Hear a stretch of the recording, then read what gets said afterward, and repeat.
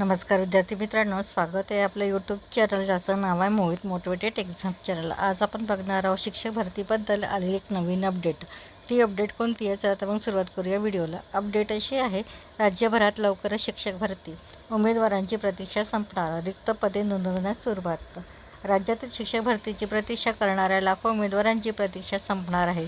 स्थानिक स्वराज्य संस्थांसह खाजगी शैक्षणिक संस्थांमधील शिक्षकांच्या रिक्त पदांसाठी पवित्र पोर्टलवर जाहिरात नोंदणी प्रक्रिया सुरू झाली आहे।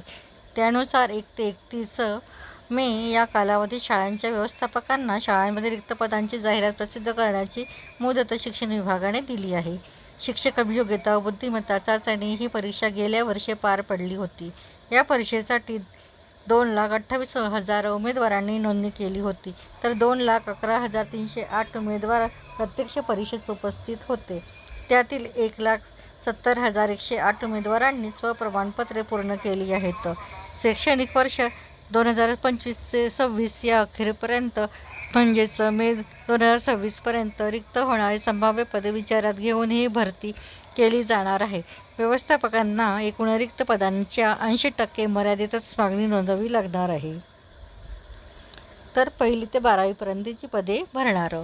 इयत्ता 1ली ते 12वी पर्यंतच्या सर्व गटांमधील रिक्त पदांसाठी जाहिरात देता येईल। जाहिरात देण्यापूर्वी संस्थांना आपली निंदू नामावली मागासवर्गीय कक्षाकडून प्रमाणित करून घेणे बंधनकारक आहे।